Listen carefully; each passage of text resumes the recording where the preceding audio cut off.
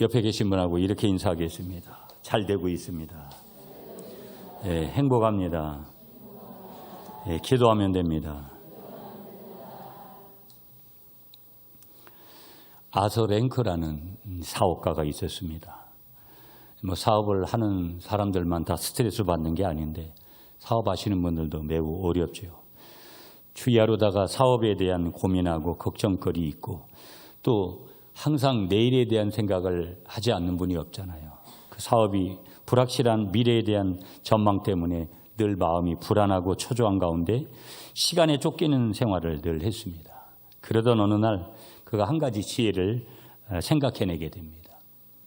매일매일 내가 염려에 붙잡혀서 이렇게 지내는 것보다는 차라리 일주일 동안 하루만 염려하는 날로 그날을 이렇게 정해서 조금 내가 지금 당하고 있는 이런 과중한 스트레스, 불안, 염려, 근심, 걱정 이런 것에서 좀 벗어나고 싶어서 신중하게 생각한 끝에 수요일 날을 그날 디데이로 정했습니다.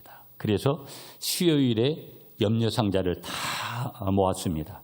일주일 동안 생각나는 모든 염려거리들은 다 메모지에 기록을 해가지고 그 상자에다가 다 기록을 했습니다. 수요일 날까지 한 주간 동안 염려 상자에다가 자기가 염려한 모든 거리들을 다 놓아두었다가 수요일 날 한꺼번에 그 상자를 개봉해 본 거예요. 그동안 한 주간 자기가 매주마다 메모해 놓은 그런 염려거리에 대한 것을 이렇게 차례로 한 주간 것을 뒤져보다가 놀라운 사실 하나를 이분이 발견합니다. 그 놀라운 사실 한 가지가 뭐냐면 자기가 메모지에 기입을 해서 상자에 넣을 때는 분명히 큰 염려거리였습니다. 돈으로 해결되고 사람으로 해결되고 말로 해서 해결되고 여러분 여러 가지 해결되는 것은 해결되는 것을 문제라고 여기지 않고 염려라고 여기지 않습니다. 내가 해결할 수 있기 때문에 내가 해결할 수 있는 것은 염려도 아닙니다.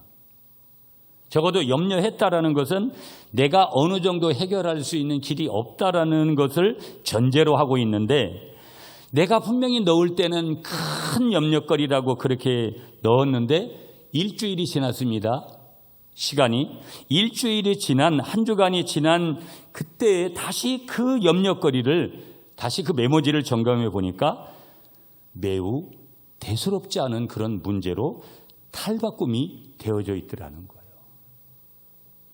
아마 일주일 전에는 발을 동동 구르고 생각도 복잡하고 밥맛도 없어질 거고 여러 가지 마음이 분주했을 건데 일주일이 지난 다음에 보니까 아무것도 아니었다라는 거예요.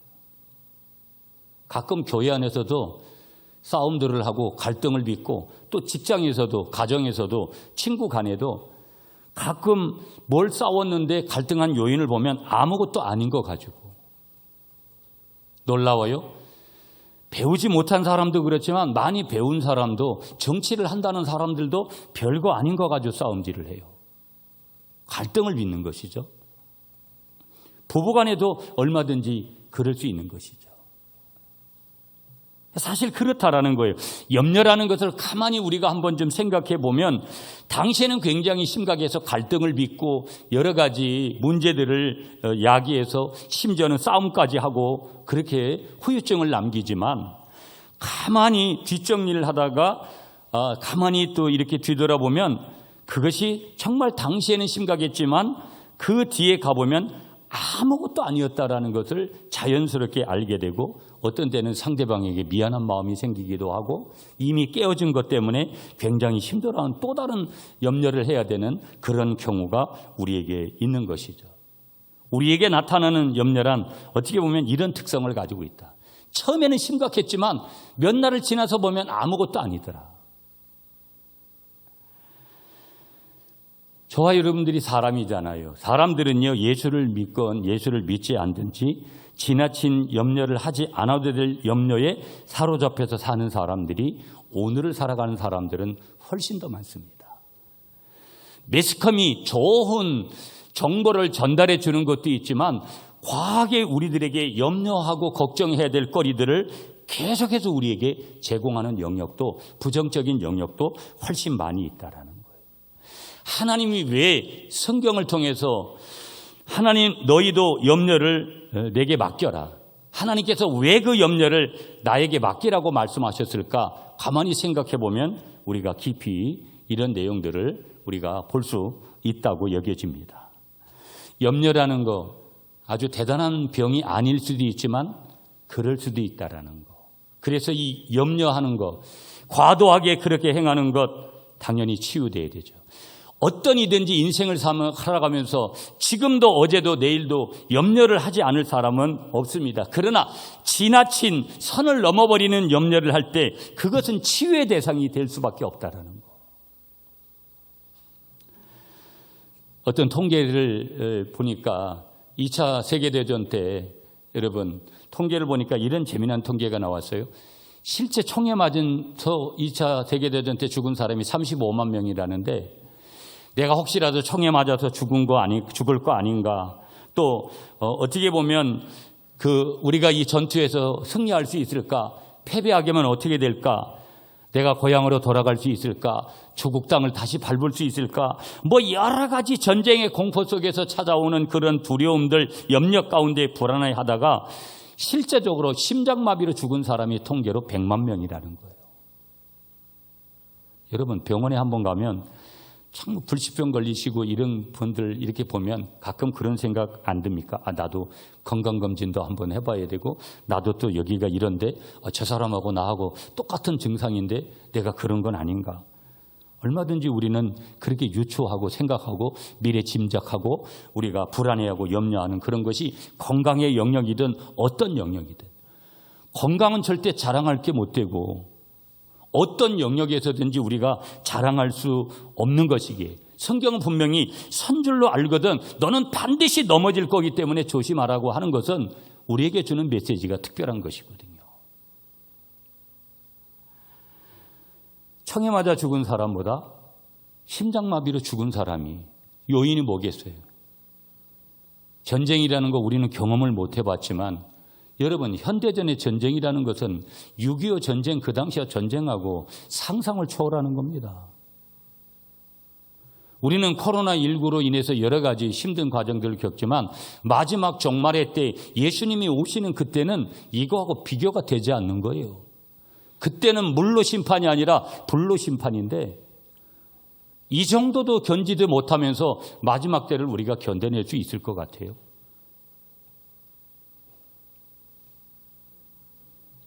정신의학자들이 이 염려에 대해서 분석한 자료들을 내놓습니다.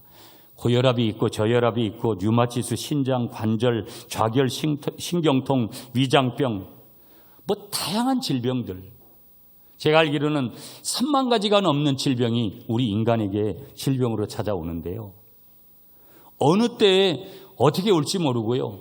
요즘은 뭐 나이 드셔야 암에 걸리는 것이 아니라 젊은 사람들도 소아암도 얼마든지 많이 늘어나고요. 현대인이 병원에 가서 고칠 수 있는 병이 약 20% 정도까지밖에 안 된다는데 실질적으로도 20% 안 나옵니다. 세상 사람들은 운 좋아서 고쳐졌다 그러고 우리는 철저히 그 하나님의 은혜가 분명히 100%의 영역에 있지만 현대의술이 그렇게 발전해도 아직까지 완전하게 고쳐내지 못하는 질병들이 정복하지 못한 그런 질병들이 훨씬 많은 거예요. 그런데 정신분석학자들이 통계는 뭐냐면요. 현대를 살아가는 사람들의 질병의 70%가 다 염려하고 근심하고 걱정하고 불안하고 공포 때문에 제공된 원인이 거기서 출발하고 있더라는 거예요. 늘 제가 이런 용어를 많이 썼습니다, 여러분. 포스트 모더니즘이라는 용어 쓰고 정보화다, 종교다원주의다, 뭐 다양한 용어들을 제가 반복적으로 씁니다. 그 특징들도 아주 복잡한 거고요. 종합적으로 봐야 되는데 단순하게 그저 제가 이기적이고 자기중심적이고 개인적인 성향의 특성들을 가진다라는 것 때문에 제가 그 용어들을 많이 써왔습니다. 여러분 그 시대를 우리가 지금 살고 있어요. 그런데 이 시대는 너무 좋잖아요. 우리가 전혀 경험해보지 못한 세계를 우리가 살고 있거든요. 앞으로는 더 그런 그 과학의 힘을 통해서 의학의 힘을 통해서 각양의 분야를 통해서 엄청난 것들을 우리가 경험하며 살 거예요. 그런데 보세요. 과학의 힘이 그렇게 대단해서 계속해서 발전하면 발전할수록 우리가 그만큼 따라가는 대처 능력이 되느냐? 그렇지 못해요. 인간의 그런 자기중심적인 강한 욕구들이 결국은 우리에게 좋은 어떤 동기부여를 가져오는 것보다는 훨씬 더 우리에게 좋지 못한 그러한 문제점을 우리에게 던져주는데, 이 강한 욕구라는 것이 결국은 강한 경제, 것이 지나친 경쟁에서 우리가 살아남지 않으면 안 되는 그런 곳으로 우리를 이끌잖아요. 그런 곳에 있다 보면 늘 자부심만 느끼지 않습니다. 어찌 보면 1등을 했다라고 하는 사람도 너무나 과도한 긴장 가운데 내가 1등을 했구나 하는 그 순간에 긴장이 풀려지면서 또 다른 문제를 가져올 수 있고요. 세상에 등수로 모든 것을 나누면 1등은 한 사람밖에 없기 때문에 모든 사람들이 불안해하고 결국은 그 불안은 어디로 이어지느냐? 염려로 이어지게 되는 그런 과정들을 거치게 되더라는 것이죠. 자, 우리가 그렇다면 이런 우리의 내면을 감싸고 있는 염려를 가만히 두게 되면 어떻게 되느냐? 결국은 신체적인 질병, 영혼육이 전인이 건강하지 못하는 질병으로 이어질 수 있다라는 거. 그 출발이 우리가 과도한 염려, 불안, 두려움, 걱정, 근심으로부터 출발되고 있고요. 또 염려를 계속하는 한 마음이 안정되지 않고요. 불안하고요. 평안이 없어지고요. 영적인 질병으로까지 이어지고, 그래서 그리스도인이, 믿는 사람이, 예수쟁이가 그렇게 원래의 정체성을 분명하게 하지 못하게 하는, 그리스도인답지 못한 그런 행동과 마음과 생각과 신앙 고백을 하도록 만들 수도 있다라는 거. 오늘 우리는 2021년도 11월을 살고 있습니다. 이제 얼마 안 있으면 2021년도가 저물어가고 또 새해 2022년도가 우리를 기다리고 있습니다. 밀레니엄이라고 말했던 2000년을 시작한 지가 우리가 불과 엊그제 같은데 벌써 20년을 넘게 살았습니다. 우리에게 하나님이 과연 얼마의 시간을 나에게 남겨주시고 계신 걸까? 가만히 여러 가지 이런 생각을 골똘히 하면서 우리는 아무런 염려하지 않고 지금 살아가고 있는가? 또 염려가 있다면 내가 정말 무엇 때문에 난 본질적인 것에 대한 고민을 좀 하고 있는가? 비본질적인 것에 대해서 너무 얽매여 있는가? 불확실한 시대, 미래, 건강, 돈, 자녀들의 신앙, 공부, 성격, 직장, 하는 일 때문에, 남편이나 아내, 부모 때문에 저와 여러분들이 염려를 지금 하고 계신가요?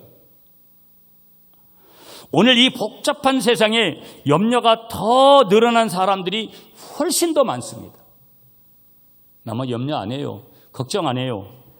이 비결은 그리스도 안에서만, 십자가 안에서만, 복음 안에서만 이 문제를 풀어갈 수 있는 것이지, 하나님의 영역 안에서 풀어갈 수 있는 것이지, 그리스도 밖에서는 풀 수 없는 문제예요. 그렇게 말하는 것은 우리가 정확하게 말하면 그건 진실이 아니에요.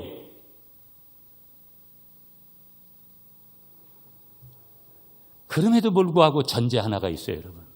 예수를 믿던, 예수를 믿지 않던 인간의 몸을 입고 살아가는 모든 사람들은 염려가 오는 것은 어쩔 수 없는 거다.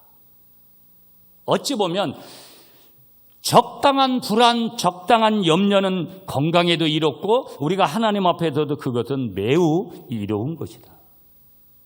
그러나 문제는 과도한 염려를 하는 경우들이 우리에게도 얼마든지 있을 수 있고 모두에게도 동일하게 그것은 적용되는 거다. 문제는 뭐냐? 문제는 무엇 때문에 우리가 염려를 하는 것이냐? 뭐 때문이지라는 그 문제를 우리가 봐야 되고, 또 하나는 그것을 어떻게 극복할 것이냐? 그거에 따라서 그 사람의 영적인 수준을 알 수 있는 거고, 그 사람의 지금 믿음의 길을 가고 있는 그 현장을 우리가 약간은 뒤돌아볼 수 있는 거고, 우리의 자신들의 현주소를 볼 수 있는 것, 믿음의 신앙의 현주소를 볼 수 있는 것이 마찬가지 이와 같은 요인을 통해서도 우리가 점검해 볼 수 있는 것이다. 자, 여러분, 똑같은 사람일지라도 어떤 사람은요, 전혀 아무런 염려 없이 살아가는 것 같이 보여지는 사람도 있어요. 어떤 사람은요, 아무런 염려가 없다고 말하기도 해요.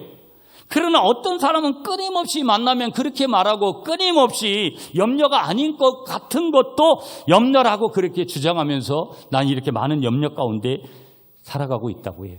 어떤 사람은요, 오늘 우리 예수 믿는 사람들은 우리 예수 안에서, 신앙 안에서, 믿음 안에서 아무런 염려 없이 살아갈 수 있다고, 난 그렇게 살아간다고 그렇게 이야기하는 사람이 있어요. 그런데 과연 그럴까요? 오늘 그런 말을 해놓고도 내일 내가 염려하고 있는 나를 감추려고 할지도 모르라는 거예요. 숨기려고 할지도 모른다라는 거예요. 무슨 얘기냐? 이렇게 이야기하는 것은 어찌 보면 다 정직하지 못할 수 있다라는 거. 정직하지 못할 수 있다.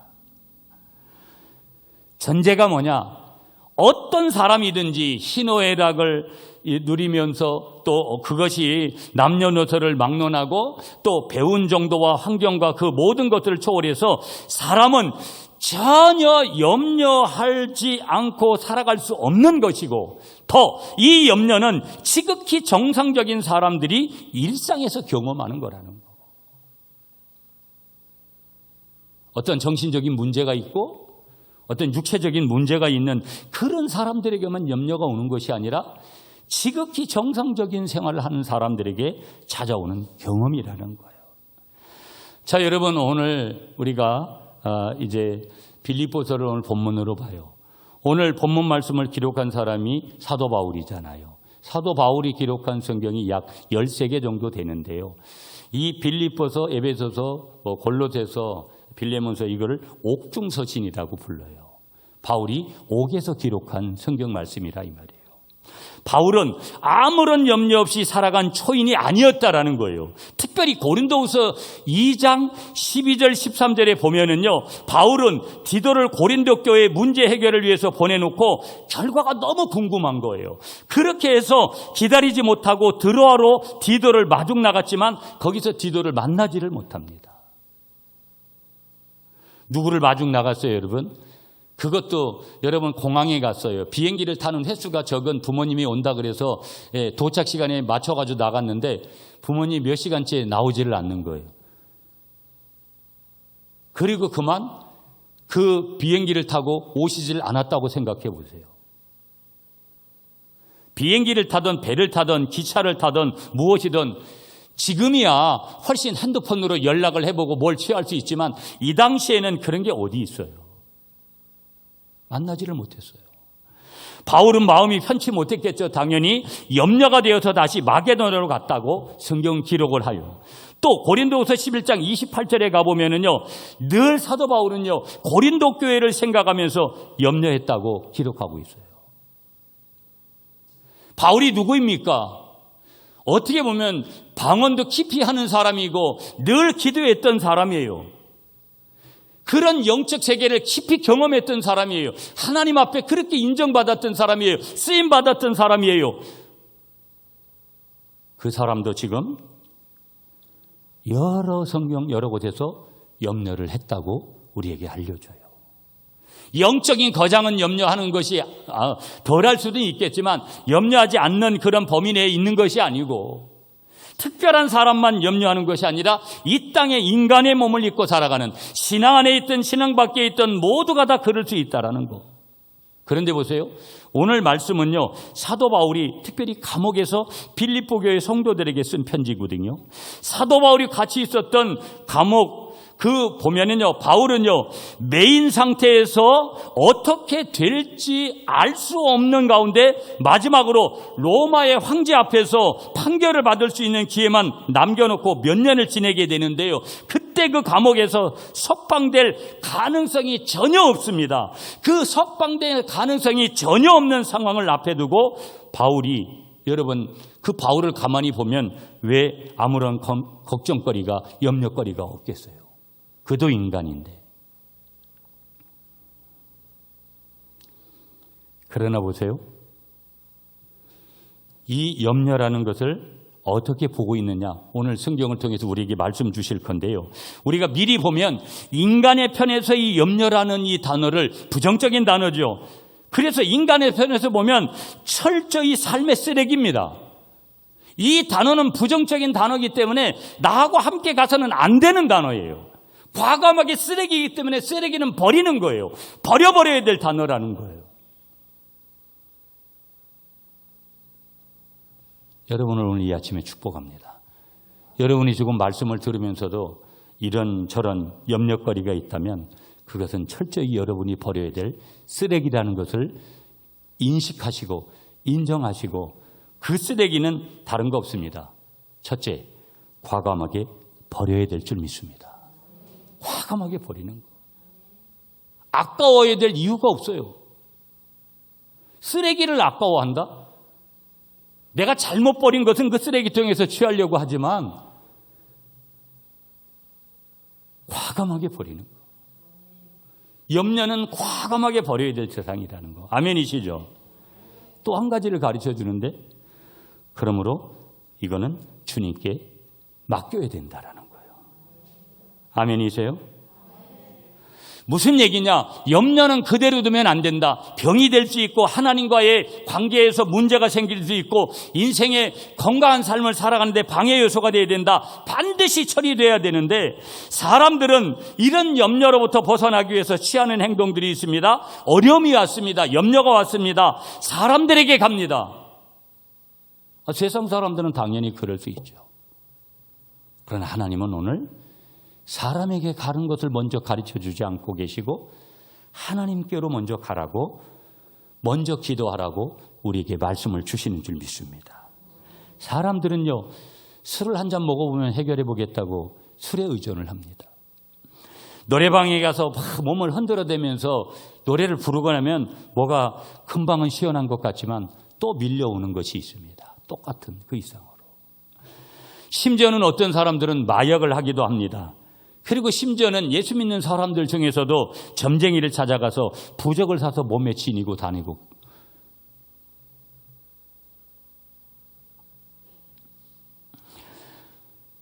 어떤 곳에서는요 진쟁제를 먹으라고 하고요 정신적인 치료를 받으라고 해요.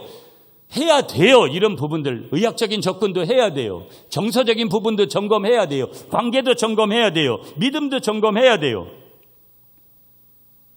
그러나 어떤 영역이 정말 참된 치료를 줄까?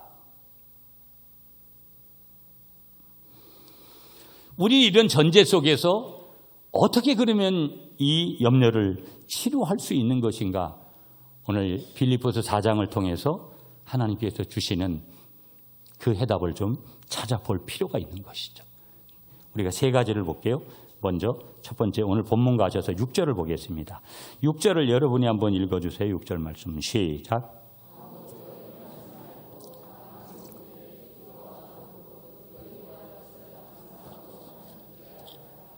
아멘. 6절을 통해서 주시는 첫 번째 처방전이 뭐냐면요. 아무것도 염려하지 말고 그 다음에 따라오는 게 있어요. 한 가지를 더 해야 돼요. 기도해라. 아무것도 염려하지 말고 기도해라. 한번 따라하겠습니다. 아무것도 염려하지 말고 기도하라. 아무것도 염려하지 말라라는 것은 누구든지 염려할 수 있는데 염려하지 말고 멈추라는 그런 뜻이거든요. 왜 하나님은 이 염려를 멈추라고 하시는가? 단순해요, 여러분. 염려로 정의된 염려는 내가 염려한다고 해서 그 염려의 문제가 해결되는 게 아니에요. 이건 내 영역이 아니라 이건 누구의 영역이라는 거예요? 철저히 하나님의 영역이라는 거예요. 하나님은요, 우리에게 다스리고 누릴 수 있는 은혜를 주시잖아요. 그러면 이 내가 가지고 있는 어떤 문제가 와요. 해결할 수 있는 문제는 염려거리도 아니고 문제도 아니에요. 돈을 쓰든 사람을 동원하든 하나님이 이미 주신 것을 동원하는 거기 때문에. 그러나 진짜 염려는 내가 처리를 할 수가 없어요. 여러분, 내가 건강의 문제 가지고 병원에 가서 의사의 손길을 빌리고 약을 먹고 뭐 여러 가지 하고 운동도 하고 하지만 나머지 내 심장이 뛰게 하는 걸 그걸 누가 할 수 있습니까? 이 세상에 어떤 사람이 할 수 있어요?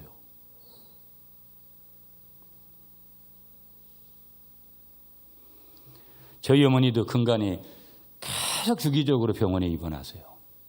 인간적으로 따지면 여러 가지 시간 내야 되지 물질 들어가죠. 야, 이게 긴 병에 이래서 여러 문제들이 오는구나. 옛날 어른들은 뭐 보험을 하나 들어놓기를 하셨어요? 아무것도 없어요. 그래도 의사 선생님은 몇 년 전에 저희 어머니 생명 끝났다고 했어요. 저희가 몇 년 동안 저희 어머니한테, 저희 아버지한테 그런 말씀 안 드렸어요. 이번에 제가 저희 아버지께만 말씀을 드렸어요.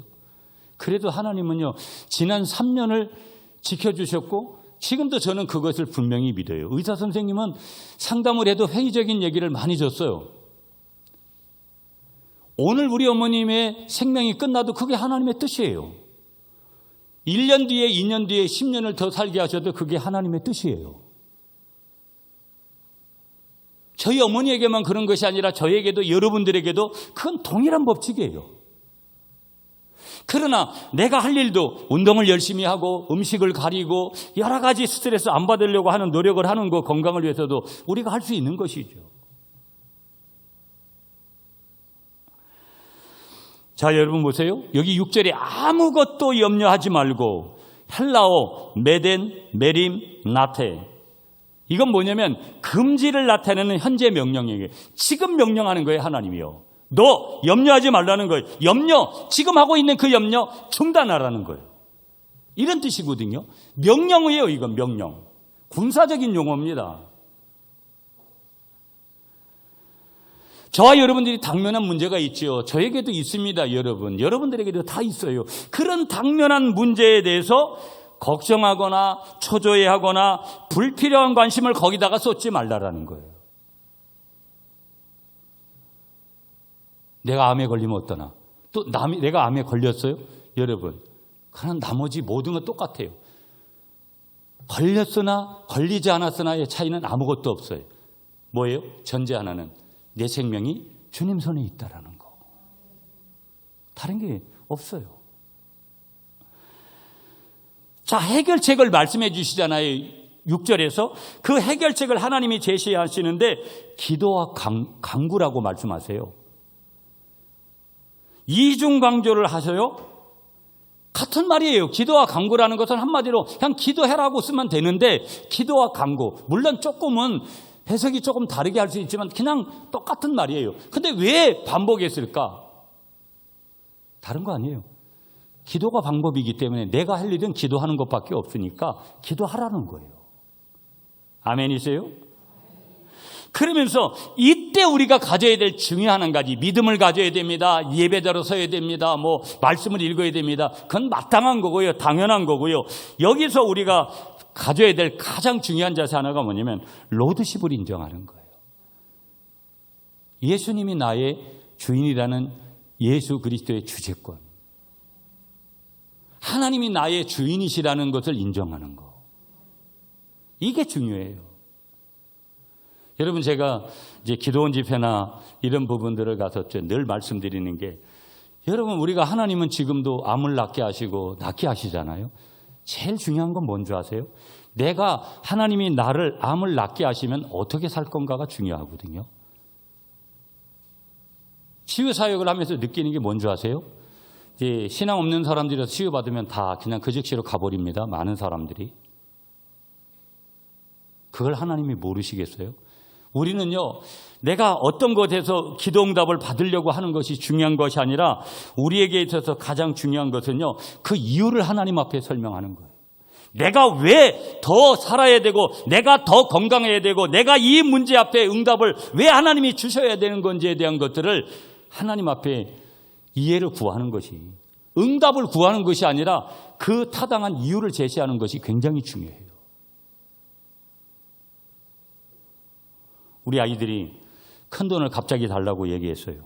그러면 너 이걸 어디에다 쓰려고 하느냐 묻지 않습니까? 묻기 전에 그 아이가 엄마 내가 이렇게 쓰려고 한다고 하면 타당하면 주잖아요. 예수님께서 염려에 대해서 교훈하셨죠. 마태복음 6장으로 가보면 여러분, 너희들이 염려함으로 키를 더할 수 있느냐? 키 작은 분들은요, 이게 얼마나 키 크고 싶은 열망이 큰지 몰라요.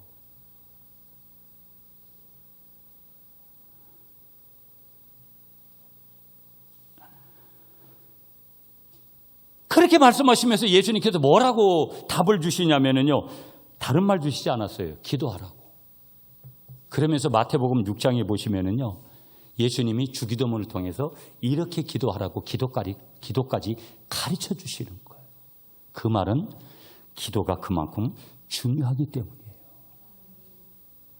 바울을 보세요. 여러분, 바울은요, 개인적인 체험을 통해서 어떤 것에 대해서도 근심하지 않는 유일한 비결은 이거구나, 그거 발견했어요. 사도 바울이 자기 체험을 통해서. 그게 뭐냐면 모든 것에 대해서 기도하는 것이라는 사실을 사도 바울이 자기 스스로가 체험을 통해서 터득한 거예요.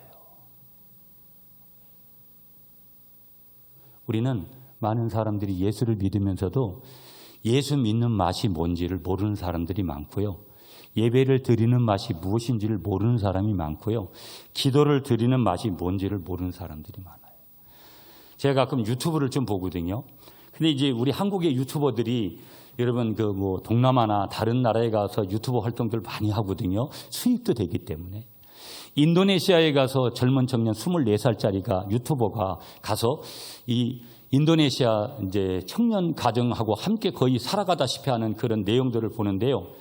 인도네시아는 이슬람권이잖아요. 그들은요, 끊임없이 기도하는 삶이에요. 그 어린아이들까지 한 번의 기도를 드리면 밤새도록도 기도를 드리는 과정과 절차, 그 다음에 그것을 준비해야 되는, 의상을 준비하고 먹거리를 준비하고 여러 가지를 준비하는 것들이 있는데 한 번 그러고 마는 것이 아니라 그들의 평생의 삶이 그런 거예요. 우상신을 섬기면서도 그렇게 하는데 그때마다 제가 느끼는 게 뭔 줄 아세요? 우리는 뭐지? 살아계신 하나님, 전능하신 하나님, 그 위대하신 하나님을 믿으면서도 우리는 뭐지? 바울은 자기 스스로가 개인적인 체험을 한 거예요. 기도가 이렇게 중요하구나. 예수님은 염려가 생기면 그것을 하나님 앞에 가지고 가라는 거예요.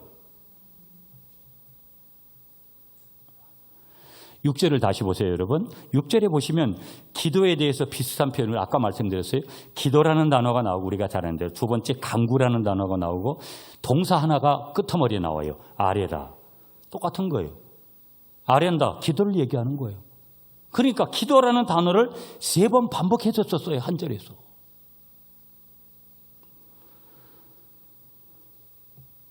이것은 기도는 한 번 하고 끝내는 것이 아니라 계속 되풀이 하라는 것을 강조하는 거고요. 예수님께서 겟세마네 동산에서 기도하실 때 되풀이 하시면서 땀방울이 핏방울이 되도록 그렇게 기도하시는 그 장면들을 우리가 성경을 통해서 보게 되고요.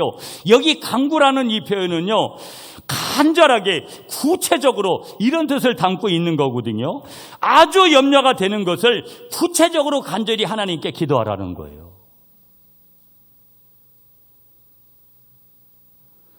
누구는 간절히는 간이 떨릴 정도로 기도하는 거라는데, 여러분 간이 떨릴 정도로 기도하시는지 한번 생각해 보자라는 거예요.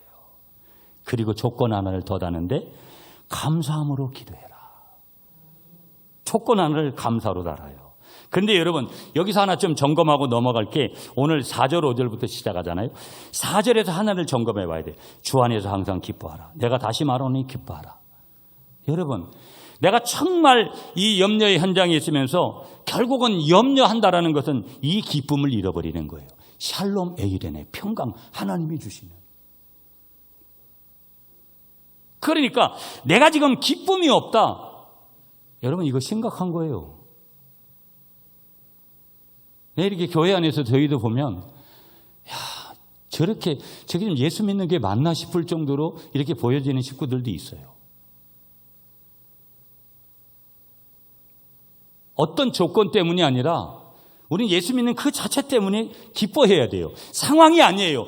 나는 지금 울을 만큼 힘든 일이 있어요. 그래도 내 속에는 하나님이 주시는 기쁨이 분명히 우리 속에서 넘쳐야 되는 거예요. 아멘이시죠?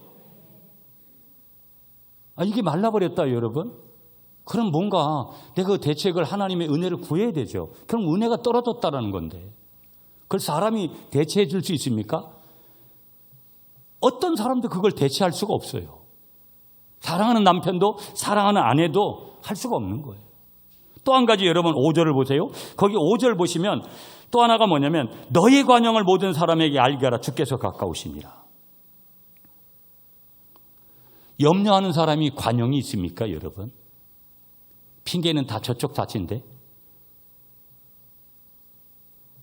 다 저짝자대로 돌리는 사람에게 관용이 있겠냐라는 거예요.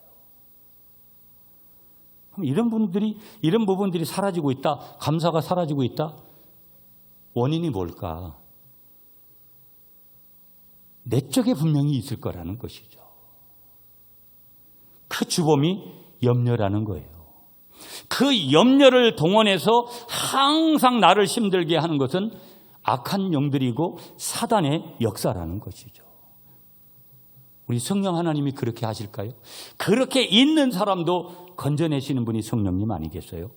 은혜를 주셔서. 데살로니가전서 5장 18절에 범사에 감사하라. 이 범사에라는 단어가 뭐냐? 인간이 겪고 있는 모든 일에 감사를 해라. 내가 봐도 안 좋은 일이에요. 좋지 않은 일이에요. 그래도 감사해라. 좋은 일에 감사하는 건 세상 사람들이나 하는 거죠.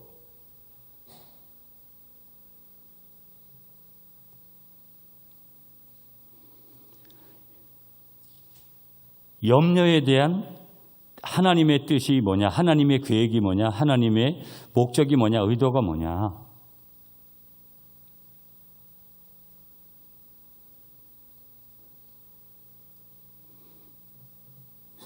그것을 아는 것은 오직 기도구나. 오직 기도.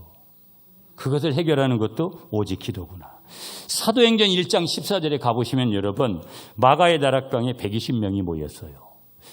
1장 14절에 가보시면 거기 이렇게 기록해요. 오로지 기도에 힘쓰더라.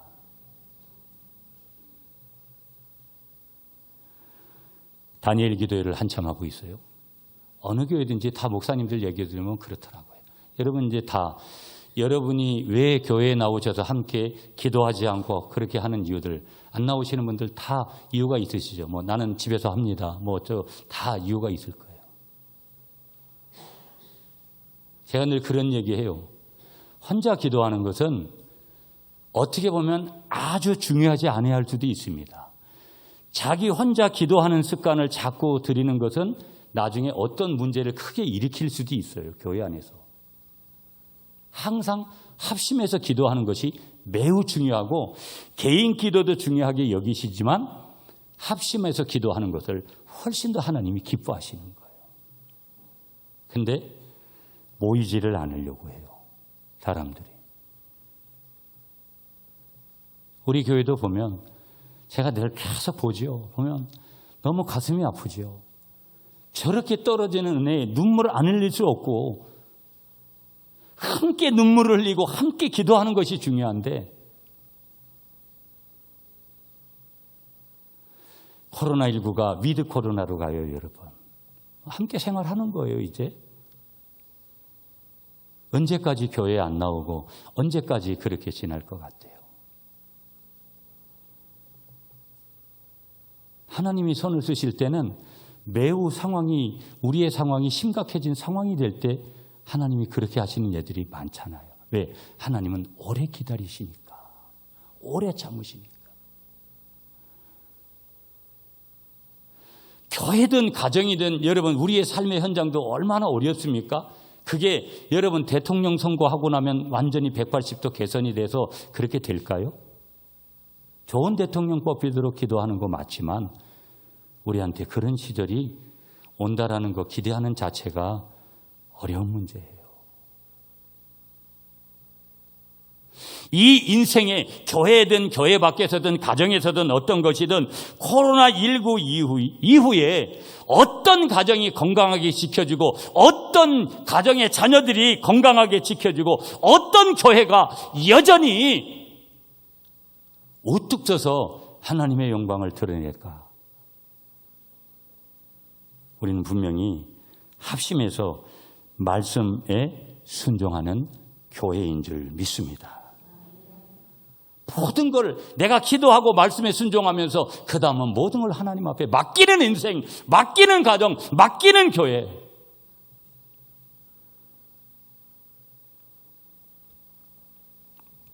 7절을 보실까요, 여러분? 7절 말씀 다 같이 시작.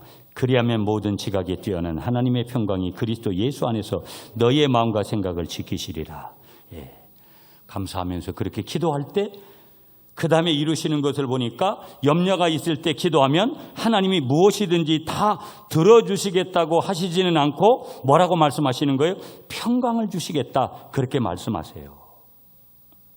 모든 지각에 뛰어난 이 말씀은 인간의 이해를 초월하는 그런 하나님의 영역을 말씀하는 거예요. 왜 기도 안 하는 줄 아세요? 하나님을 내 머릿속에 갇혀 놓잖아요. 하나님은 이 이상 생각 안 하시는 분으로 우리가 착각을 할 때가 굉장히 많잖아요. 모든 지각에 뛰어난 인간 이해를 초월하는. 그 다음에 이런 말씀을 주세요, 여러분. 하나님의 평강이 그리스도 예수 안에서. 하나님의 평강이, 그러면 이 하나님의 평강이 오는 비결이 뭐냐? 기도의 결과로 오는 하나님의 선물이라는 거예요. 아멘이세요, 여러분? 그러면 기도를 하지 않아도 주시는 것이 있어요. 그런데 반드시 하나님은 인간의 몸을 입고 오셔서도 하나님도 기도하셨기 때문에, 그 말은 뭐예요? 하나님도 기도하셨다면 나머지 우리 사람들은 뭘 해야 되는 것은 당연한 거 아니겠어요? 하나님은 1시간만 하면 되는데 반대로 인간은 3시간 이상 해야 된다면 그렇게 해야 되는 거 아니겠어요? 근데 그 타임의 시간을 얘기하지 않고 기도를 했느냐 안 했느냐, 기도의 결과로 오는 하나님의 선물, 그것이 하나님의 평강이더라는 거예요. 이 평강은요, 완전성을 가지고요, 영원성을 가지고 있고요, 본질적인 거예요.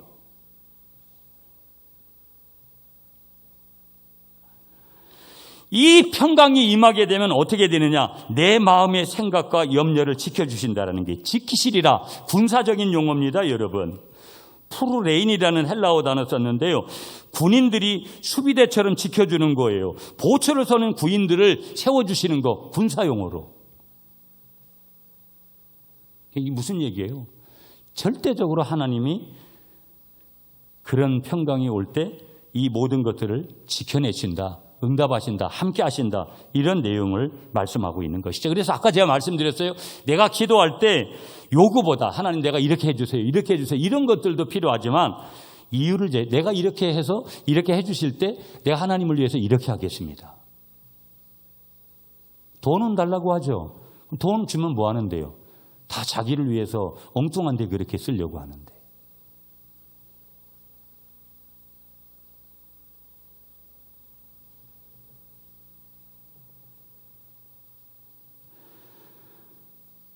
염려하던 문제가 해결되든 안 되든 마음의 환경을 초월하는 평화, 기도하면 모든 염려를 녹이는 평화를 누릴 수 있다. 그런데도 사람들을 염려가 생기면 저와 여러분들은 잘 기도하지를 않는다. 다른 비결 없어요, 여러분? 우리에게 어려움이 있죠. 여러분, 저도 어떻게 목회를 해나갈까, 다양한 자료들도 보고 맨날 뭘 그런 걸 봐도 뾰족한 거 없어요. 너무 단순해요. 하나님이 은혜 주셔야 되는데 그건 당연한 거고, 내가 할 일이 있는 거예요. 내가 할 일이 뭘까? 그 중에 하나가 기도죠. 여러분, 염려가 돼요. 염려할 거리가 또 지금 없었는데 내일 생길 수도 있어요. 기도로 승리하시는 여러분이 되시길 축복합니다. 자, 2가지는 짧게 보는데 8절로 갑니다, 여러분. 8절 말씀 다 같이 여러분이 읽어주세요. 시작.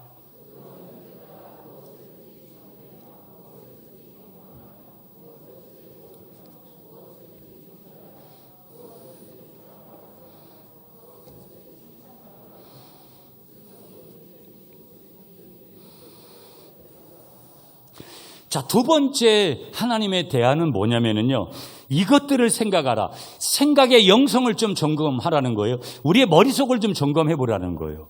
그러면서 점검을 하면서 무엇해든지 참되며 경건하며 오르며 순결하며 사랑스러우며 칭찬받을 만한 것이며, 그 생각의 영성에 6가지를 채워 넣으라는 거예요.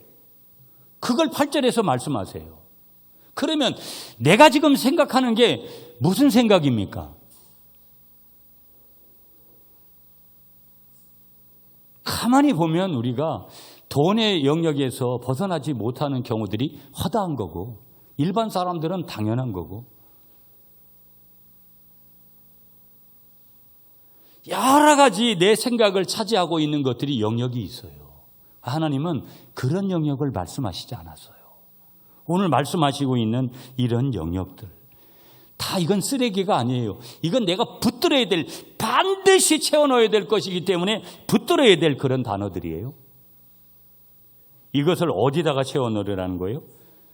생각의 영성 속에, 생각 속에 채워넣으라는 거예요. 한 가지 9절입니다. 마지막 9절 말씀 다 같이 시작. 너희는 내게 배우고 받고 듣고 본바를 행하라. 그리하면 평강의 하나님이 너희와 함께 계시리라. 아멘. 자, 배우고 받고 듣고, 너희가 배우고 받고 듣고 본바를 행하라. 이게 세 번째로 주는 대안이에요. 사도 바울을 통해서 하나님께서 주시는 세 번째 대안인데, 배우고 받고 듣고라는 표현은 성도들이 바울에게서 하나님의 말씀을 배웠다라는 거 익히 알게끔 만드는 거예요. 특히 빌립보 교인들이. 본바라는 표현은 바울이 말로 가르쳤을 뿐만 아니라 삶으로 보여주었던 것들을 말하는데, 바울은 정말 그런 의미에서 훌륭한 스승이죠. 여러분, 저를 포함해서 우리가 선생 될 때, 부모의 자리에 서서 또 여러 가지에 서서 있을 때 말은 하기 쉽지만 따를 수 있는 삶을 보여주는 것들은 쉽지가 않잖아요. 어찌 보면 한국교회 그리스도인들을 지칭할 때 지금 그런 것 아닙니까? 세상이 우리를 향해서 손가락질하는 이유는 삶이 따라가지를 않는 거예요. 무서운 문제예요. 사실 조심스러운 문제고. 목회자에게든 누구든지 성도에게든지 예수 믿는 우리들에게 삶이 따라가지 않는 거예요. 바울은 지금 내게 배운 대로 본 대로 행하라고 말씀하는데, 성도들은 아는 대로 들은 대로 우리가 때로는 말만 할 때가 있고 행하지 아니할 때가 있는데, 말도 행하고 또 우리가 행동으로 그것을 옮겨라. 우리는 항상 그런 생각을 하잖아요. 환경 때문에 우리가 그렇지 못하다라는 것들을 얼마든지 그렇게 말할 때가 있잖아요. 여러분, 9절을 보시면 7절에서는 하나님이 하나님의 평강을 주시겠다고 했는데, 여기 9절 하반절에서는 평강의 하나님이 친히 함께 하신다, 그렇게 기록을 하고 있어요. 자, 우리가 마지막으로 이렇게 조금 말씀을 정리해 봤으면 좋겠어요. 이 평강이라는 단어가 매우 중요한 거예요. 우리가 기도할 때 반드시 따라오는 것이 하나님이 선물로 주는 게 평강이라는 거예요. 그러면 이 전제가 있는 거예요. 아, 기도하면 문제가 100% 다 해결되는구나. 해결이 되겠죠. 그러나 어떤 부분에서는 내가 생각하는 쪽으로 해결이 안 될 수도 있다라는 거예요. 그러나 하나님이 주시는 건 평강이 분명히 맞아요. 그 평강이 임하면 그 문제를 문제로 바라보는 시각이 달라지고 생각이 달라지고 내가 마음에 품는 것이 달라지고 행동이 달라지더라는 거예요. 응답을 바라느냐 평강을 바라느냐 그렇게 물을 때, 나는 응답이요 이렇게 말하는 사람은 아직 뭔가 이해를 못한 사람이에요. 평강이 중요한데, 기도할 때 이 평강을 주시는데, 그렇게 원한다면 우리는 어떤 상황에서도 감사하며 기도해야 될 줄 믿습니다. 선하고 순결한 생각을 우리의 생각의 영성에 채워 놓아야 될 줄 믿습니다. 그러면서 가르침의 말씀대로 우리가 이제는 어려워도 행동으로 옮겨가야 될 줄 믿으시는 여러분이 되시기를 축복합니다.